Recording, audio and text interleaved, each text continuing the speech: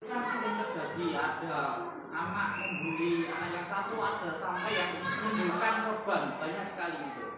Kemudian yang pertama, bullying itu dapat didefinisikan, dapat diartikan sebagai tindakan yang merendahkan, menyakiti, kemudian mendeskripsikan orang lain. Nah, bentuknya bisa berupa fisik, kemudian bisa berupa verbal atau ucapan, kemudian bisa melalui media sosial, misalnya ujaran menemukan seseorang melalui WhatsApp, melalui Facebook, melalui Instagram, itu juga masuk ke dalam bullying, kategori bullying. Kemudian jenis-jenisnya untuk bullying ini ada berbagai jenis ya. Yang pertama adalah fisik. Bullying kategorinya yang fisik itu bukan kekerasan fisik atau merusak properti.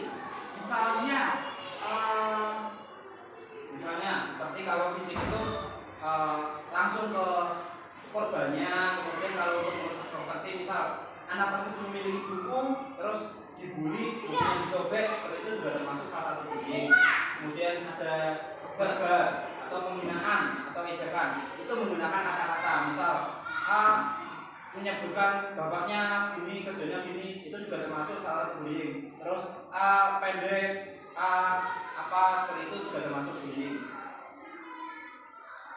Kemudian yang ketiga sosial atau penyisihan dan pengucilan dalam kelompok. Misal dalam satu kelas ini ada 10 orang, tapi yang 9 ini mau main bareng, yang satu kalau untuk main dihindari itu salah satu juga bullying. Yang jenisnya yaitu sosial. Kemudian ada cyberbullying, yaitu penindasan melalui media sosial atau teknologi. Ya tadi sudah dijelaskan oleh Mas Agung, kalau bisa melalui WhatsApp, Instagram, dan juga Facebook, dan juga sosial media yang lain.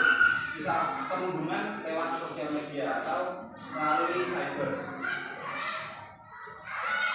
Nah, kemudian ada beberapa dampak dari bullying itu sendiri.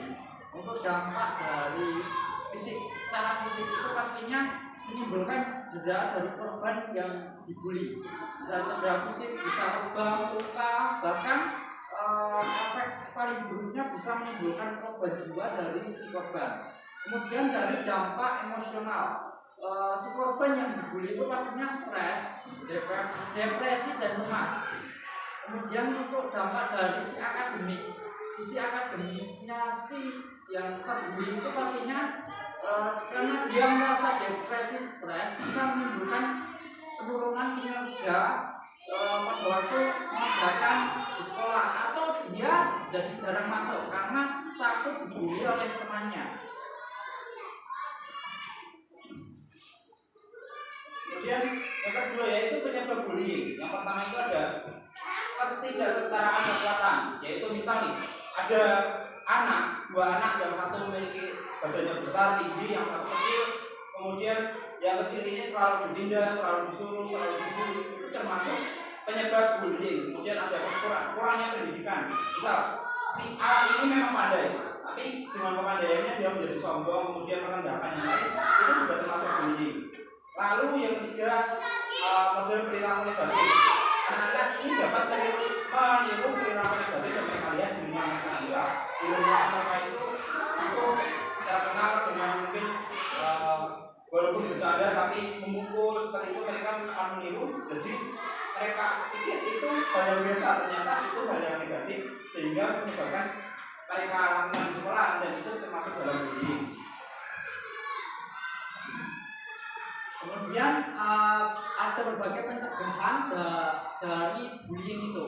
Yang pertama adalah pendidikan dan kesadaran. Otomatis pendidikan ini memegang peranan paling penting dalam bullying. Ada bisa melalui kampanye anti bullying, seminar, kemudian menyisipkan pendidikan karakter atau pendidikan anti bullying ketika pembelajaran berlangsung. Kemudian yang kedua melalui budaya sekolah yang positif. Saya sekolah mendukung inklusif dan ramah. Inklusif di sini misal ada anak yang kekurangan, maka terus didorong anak tersebut, bukan malah direndahkan. Kemudian yang ketiga dari peran orang tua dan guru. Guru dan orang tua di sini sangat memegang penting dalam pencegahan bullying dengan pelibatan orang tua itu dapat mengatasi dan mencegah bullying. Kemudian guru juga dapat berperan aktif terhadap perilaku-perilaku bullying sehingga dapat mencegah terjadinya bullying terutama di lingkungan sekolah. Nah, selanjutnya yaitu untuk mengatasi bullying.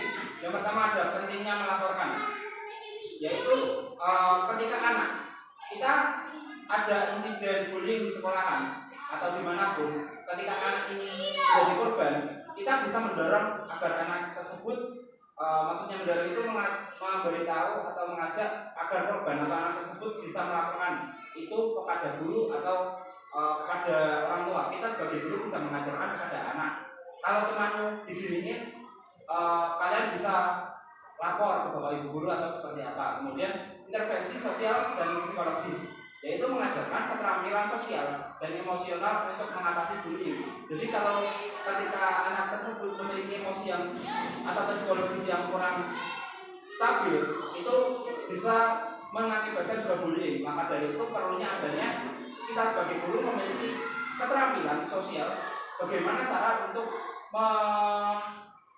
mengajarkan anak tersebut untuk bisa mengendalikan emosinya. Lalu sanksi dan konsekuensi, yang ini mungkin sebagai pilihan terakhir lah. Pilihan terakhir karena mungkin bisa dilakukan dengan pentingnya melaporkan dan juga intervensi. Kalau sanksi dan konsekuensi ini, setiap kejadian pasti ada sanksi dan konsekuensinya. Nah, salah satunya juga bullying. Ketika menetapkan sanksi, yang kita harus bisa tegas pada anak atau korban atau pelaku yang melakukan bullying di sekolah maupun dimanapun. Yang selanjutnya adalah cyberbullying.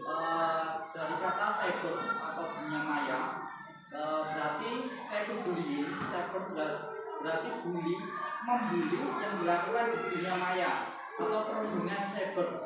Itu adalah bentuk kekerasan, itu bisa dialami anak, orang tua, bahkan remaja, dan dilakukan teman seusia mereka atau yang di atas mereka melalui dunia maya, seperti yang saya sebutkan di awal tadi.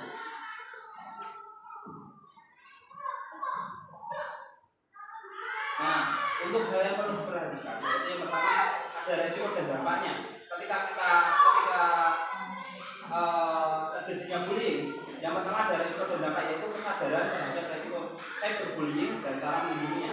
Resiko ketika cyberbullying ini sangat besar, seperti halnya di luar untuk di Indonesia mungkin masih kurang, tetapi lambat laun pasti juga akan terjadi seperti di luar negeri. Ketika ada bullying melalui sosial media, anak tersebut akan terpengaruh di emosinya dan juga di mentalnya. Kemudian untuk pendidikan teknologi, kita sebagai guru dan juga dapat calon guru seperti saya dan Mas Agung ini juga bisa mengajarkan etika digital dan tindakan yang aman di dunia maya, karena di dunia maya ini semua akan terekam, semua akan ada rekam jejaknya. Maka dari itu kita harus bisa mengajarkan bagaimana yang baik ketika bersosial media di dunia maya.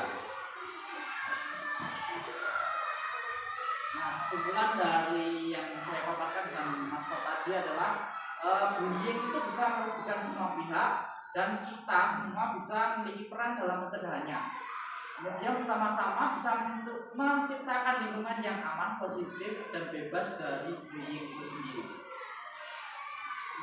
Baik, mungkin sedikit itu penyuluhan dari saya dan Mas Agung.